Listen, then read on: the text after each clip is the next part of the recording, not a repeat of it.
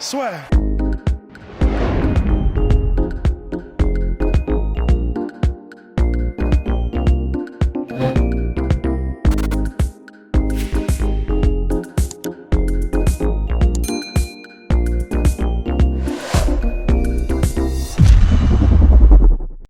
Bonjour à toutes et à tous, bienvenue dans le podcast La Sueur avec Monsieur Mansour Barnaoui en direct de la Team Noguera à Dubaï.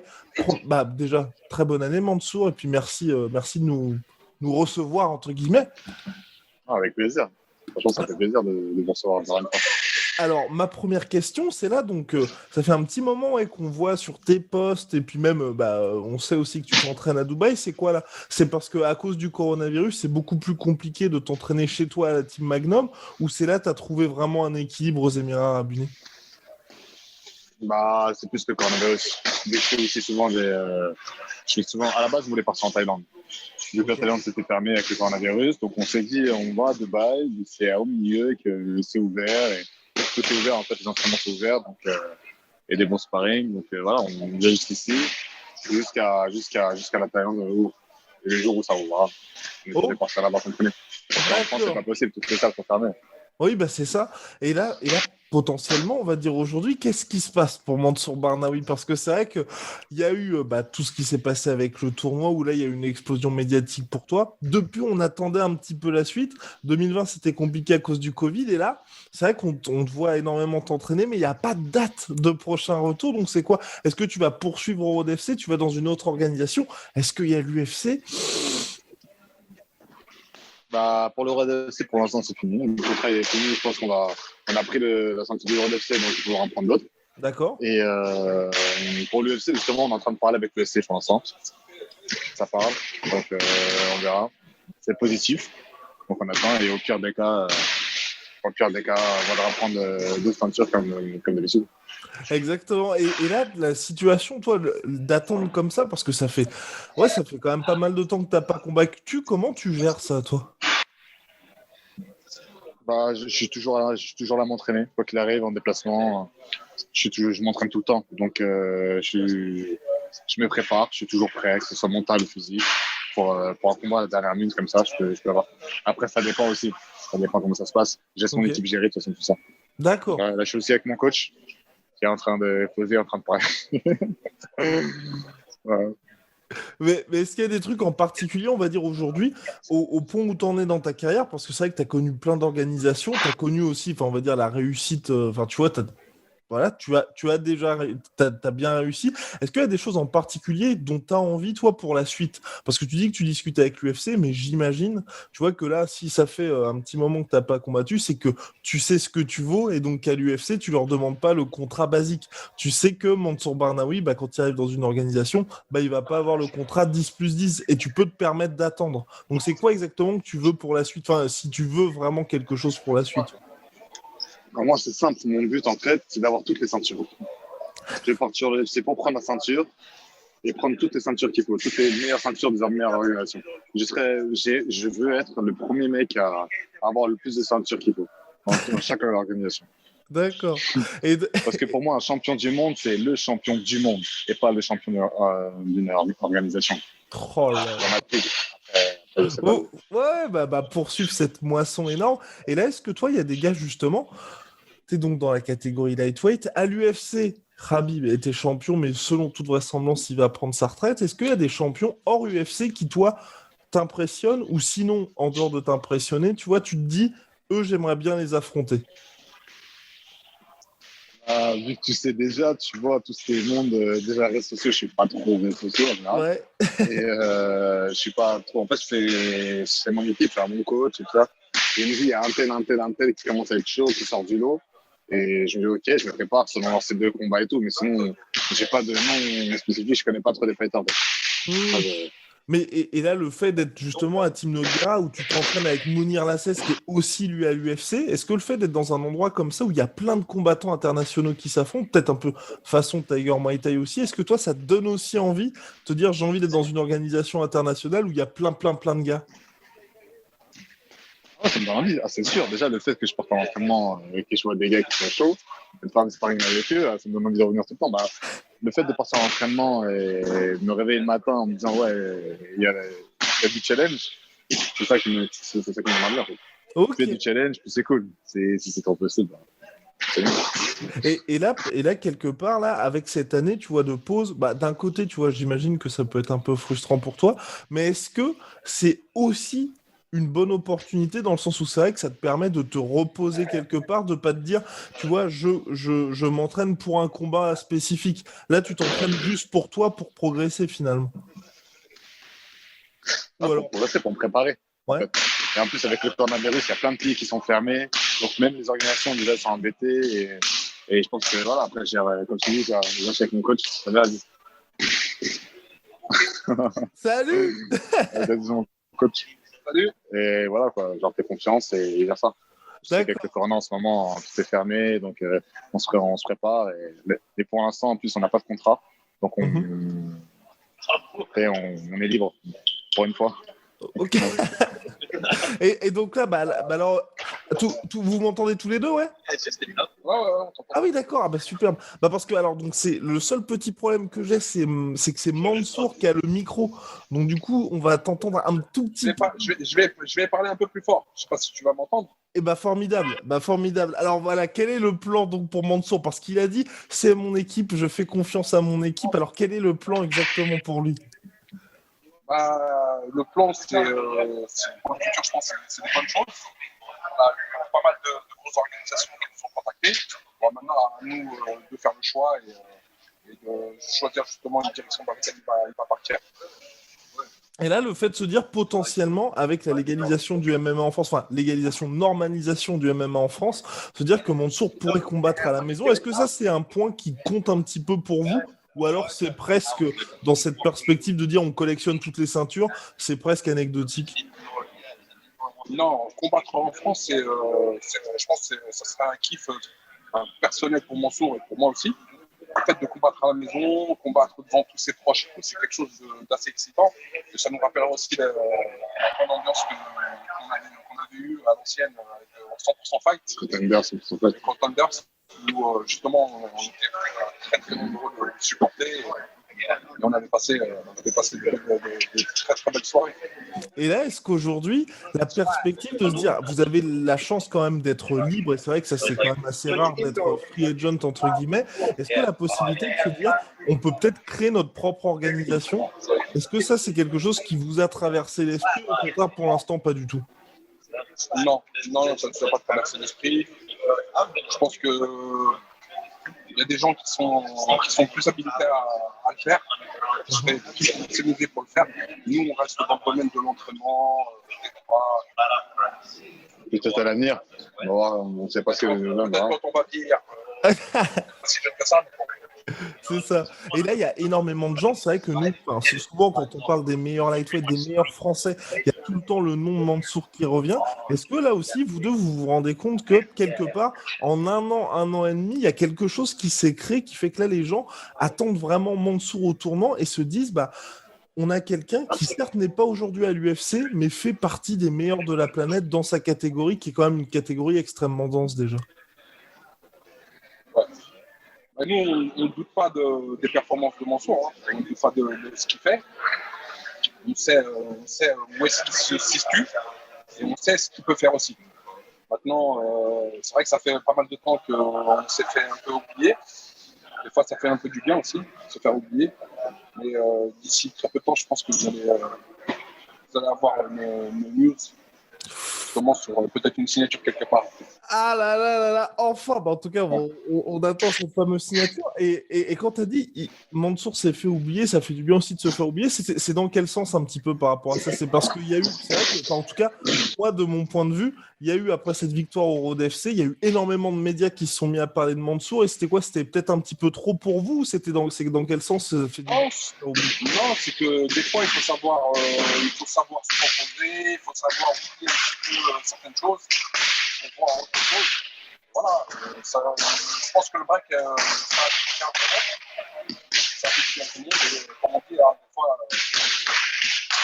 des fois, quand on repart, on repartira peut-être encore mieux que si on avait continué dans la continuité.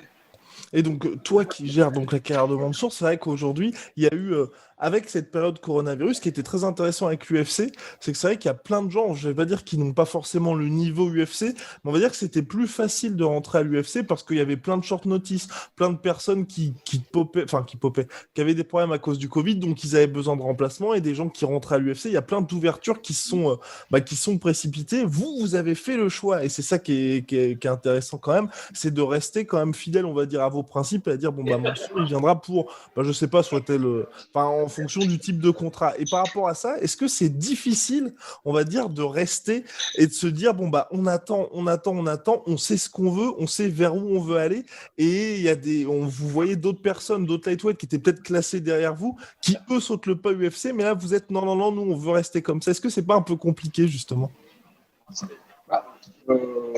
fait, des fois, il faut savoir faire les bons choix dans la vie. Et je pense que aller comme ça à l'UFC sur un coup de poker, c'est-à-dire en short notice, machin, c'est pas forcément une bonne chose. Maintenant, malheureusement pour nous, Français, la grande majorité des combattants, ils rentrent de cette manière. Si on peut éviter de rentrer de cette manière, j'ai envie de dire, c'est plus intéressant. Rentrer préparé, avec toutes les bonnes conditions pour pouvoir affronter des bons gars. Je pense qu'il ne faut pas rentrer en short notice. Donc du coup, ouais, effectivement, il faut faire les bons choix. Après, l'UFC, c'est une chose. C'est la meilleure organisation mondiale. Après, c'est peut-être pas forcément le meilleur parcours, le meilleur chemin pour tout type de combattant. En fait. Il y a des combattants, ils feront leur chemin ailleurs, ils le feront mieux que s'ils avaient été à l'UFC. Et toi, Mansour, qu'est-ce que tu dis exactement aux gens quand c'est vrai qu'en France aujourd'hui, ok, le MMA se développe, mais pour beaucoup, UFC égale MMA. Quand les gens te posent la question en fait de ah bah toi, t'as fait tout ça, mais t'es toujours pas allé à l'UFC. Comment tu leur expliques que tu fais partie des meilleurs, tu as une légitimité sportive où aujourd'hui tu es le meilleur français dans ta catégorie, mais tu n'as pas été à l'UFC. Qu'est-ce que tu dis aux gens pour essayer d'être le plus pédagogue possible? Déjà, le fait de dire que je suis le meilleur, j'aime pas ça. Je m'entraîne, je suis un combattant, je suis professionnel. Et voilà, quoi. Je leur dis que je suis combattant professionnel et que voilà, que je combats en Asie. J'ai fait beaucoup de combats en Asie.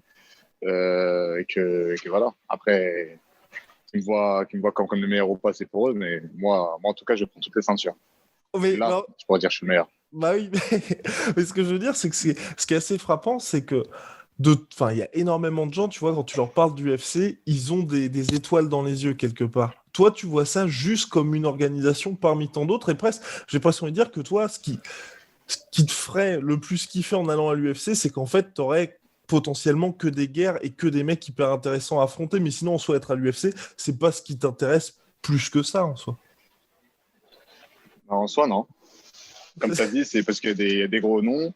Le fait, moi, j'ai fait des sparring dans des salles. Franchement, j'ai fait des sparring avec des légendes. Parfois, je me dis, ah ouais, c'est un plaisir d'être face à ce mec-là. Mais pourquoi? C'est parce qu'il est plus médiatisé. L'UFC, on est d'accord que c'est l'organisation la plus médiatisée en soi. Mais j'ai rencontré plein d'adversaires, de sparring partners très très bons, intéressants et qui ne sont pas à l'UFC. Et là, j'ai pris un pas en arrière, je me suis mis en question, je me suis dit, mais pourquoi? En fait, voilà, quoi, c'est la télé, c'est les médias, quoi, c'est ce qui est le carré. Après, il y a une chose intéressante aussi par rapport à l'UFC, c'est que Mansour était bon, là ça fait pas mal de temps qu'il n'a pas combattu, donc ils ont sorti Fight Matrix, mais dernièrement il était à peu près 31e sur Fight Matrix mondial, classé 31e. Je veux dire, dans les 100 premiers, du classement, on va dire 80%, ils font partie de l'UFC. Aujourd'hui, pour qu'ils puissent évoluer dans le classement, il est obligé d'affronter le meilleur que lui dans le classement. Et forcément, ils sont à l'UFC. Donc, d'une certaine manière, pour le faire évoluer dans le classement, il faudrait qu'ils rentrent à l'UFC pour justement gagner des places et progresser. Ça, c'est plus dans le calcul de l'évolution de son classement. Ok. Est-ce que vous avez eu j'imagine que oui, ou peut-être pas d'ailleurs, une discussion avec Mansour sur le fait de se dire, bon bah aujourd'hui, je sais pas moi, il nous reste 5 ans où on se fixe en fait des échéances en termes de temps pour dire, bah là, d'ici 2 ans, il faut qu'on ait le title shot UFC, d'ici 3 ans, ensuite, par exemple, on part au PFL pour remporter le tournoi lightweight, ensuite on part au Bellator et on termine, par exemple, en Asie. Est-ce que vous avez déjà une espèce de route dans votre tête comme ça pour la suite? Ouais, donc si on nous proposait un tournoi, je disais, effectivement, pourquoi pas une opportunité d'un tournoi sur un court temps, une grosse somme d'argent, ouais, ce serait peut-être un bon choix et une opportunité. Maintenant, nous donner un tournoi sur lequel on va nous proposer 2 ans ou 3 ans avant d'arriver à la fin, non merci. Parce que là, dans les calculs, ça ne va pas le faire. On va se dire qu'on va perdre beaucoup de temps, le temps il tourne et Mansour il prend de l'âge. Il ne faudrait pas qu'on s'enterre dans des organisations dans lesquelles on va rester bloqué. D'accord, parce que justement, il y a quelques semaines, j'ai parlé avec le patron du PFL et qui m'a dit qu'il allait investir dans les talents français. Il y a une seule année pour les tournois au PFL. Est-ce que ça, vous, c'est quelque chose qui vous intéresse parce qu'ils ont fait des grosses signatures aussi? Est-ce que pour des combattants de MMA, c'est vrai que les gens... Bon, alors pour présenter le PFL, c'est un format très classique, en fait, un peu qui reprend ce que font les autres sports de combat avec des playoffs, ça se déroule sur un an, et puis après une saison régulière, il y a un mini-tournoi. Vous, est-ce que c'est quelque chose qui vous intéresse, en tout cas du point de vue, en dehors du PFL même, du point de vue concept, ce délire il y a un an, un tournoi, et puis à la fin, il y a le $1 million au bout qui est quand même pas mal aussi. Moi, je trouve ça intéressant. Après, je trouve ça intéressant, mais j'ai pas envie de dire, pas pour tout le monde. D'accord. Pour Mansour, oui, je trouve ça intéressant. C'est-à-dire d'autres personnes, je leur déconseillerais. D'autres combattants français, par exemple, je leur déconseillerais d'y aller. D'accord, ok. Là. Parce que je crois un peu plus en Mansour que d'autres. D'accord, ok. Et est-ce que là, il y a cette notion aussi pour toi pour toi, oui, parce que c'est toi qui négocie, mais même pour vous deux, le côté de dire, ok, on est free agent, mais par rapport à, on va dire, au niveau où on était, là maintenant, on est vraiment au top, et il peut y avoir ce côté aussi, si Mansour signe, je sais pas moi, au Bellator, au PFL ou dans une autre, ou au NFC, par exemple, top organisation, ça peut peut-être lui fermer des portes pour l'UFC ensuite. J'y ai pensé. J'y ai pensé parce que d'ailleurs, c'est pour rien de cacher. Hein. Toutes les grandes organisations ont voulu Mansour, en fait. Bah oui, logique. Toutes les grandes organisations l'ont voulu. Et moi, j'ai voulu qu'il fasse un break. J'ai vraiment voulu qu'il fasse un break. Et on a pensé à une direction. Donc là, pour l'instant, il n'y a rien de signé, rien de fait. Et peut-être que d'ici très peu de temps, vous allez peut-être entendre quelque chose. Peut-être, voilà. Très bien. En tout cas, on attend ça avec impatience. Et j'ai une toute dernière question. Et comme tu as dit, tu as voulu que Mansour fasse un break. Est-ce que finalement, donc ok, ça peut être frustrant en tant que coach, tu vois, un petit peu frustrant de se dire, ok, il n'y a pas de combat, il n'y a pas d'échéance. Mais c'est vrai que là, entre les gens qui découvrent le MMA en France, la légalisation qui arrive, le fait qu'il y ait plein d'organisations qui aient envie d'organiser, je pense que il y a plus d'offres qui arrivent aussi. Ouais. Il y a plus d'offres, mais en même temps, avec le corona, c'était pas fou. Parce qu'il y a eu un moment où, justement, là, en 2020, où il y a eu un gros vide, justement, par rapport aux organisations où les organisateurs, à part l'UFC, hein, ils ne proposaient pas énormément de shows à l'année. Et du coup, forcément, il y avait moins de combats à faire, en fait. Il y avait beaucoup moins de combats à faire que d'habitude. Est-ce que tu penses qu'aujourd'hui, Mansour, pour un promoteur, c'est un véritable casse-tête? Parce que j'en parlais avec mes collègues. C'est vrai qu'aujourd'hui, Mansour, voilà, il le dit lui-même, hein, sur les réseaux sociaux, c'est pas le plus actif, mais il est hyper fort. Donc le problème d'un gars comme Mansour, c'est que s'il arrive dans une top organisation, si vous le mettez contre des petits jeunes, il va leur rouler dessus. Contre des gars confirmés, ça risque d'être un énorme test. Et les gens, c'est vrai qu'en France, et puis la diaspora qui le suit bien évidemment, les gens peut-être le connaissent un petit peu moins à l'international. Donc c'est vrai que pour les gens, ça va être un véritable casse-tête de se dire contre qui on va le mettre en fait, Mansour. C'est vrai, t'as pas tort. T'as pas tort, mais moi j'ai envie de te dire c'est encore plus casse-tête parce que, comme tu dis, d'un côté, on peut pas lui mettre des petits combattants. Ouais. Et de l'autre côté, il y a des promoteurs qui protègent leurs combattants. Donc, du coup, en protégeant leurs combattants, ils veulent Mansour, mais en même temps, ils ne veulent pas le faire combattre contre leur champion. Après, c'est une histoire de calcul. Ça, c'est les promoteurs qui gèrent la. Et j'ai eu ce problème. Moi, j'ai eu ce problème une fois où j'ai eu énormément de mal à trouver un combat à Mansour. D'accord. Parce que justement, les grands combattants, ils l'évitaient. Et les petits combattants, en fin de compte, on disait non, c'est pas possible. Ouais. Du coup, il s'est retrouvé sans combattant. On avait énormément de mal à trouver un combattant. Jusqu'au jour où on nous a proposé la ceinture du M1, par exemple. D'accord, ok. Et là du coup, c'était c'est le seul endroit où ils avaient accepté mon sort.